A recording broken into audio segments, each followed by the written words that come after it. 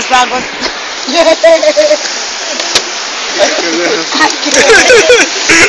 Mas tinha garrafa d'água aí não, né? Foi não. Água de uso. Desculpa, amor. O celular vai molhar, amor. O celular vai molhar e ele deu uma porrada no ouvido. Agora não tem como não molhar.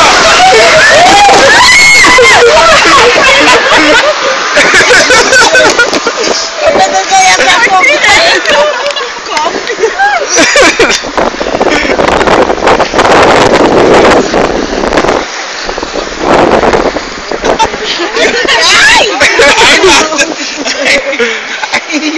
Credo!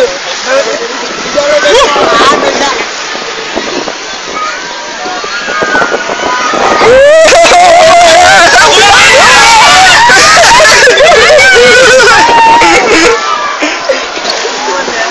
De novo!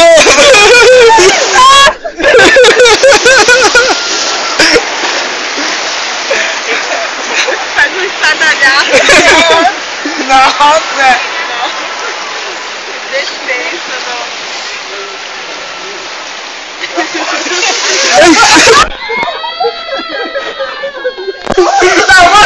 Descontrolou o celular! Por que ninguém me avisou? Eu não tomei. Eu!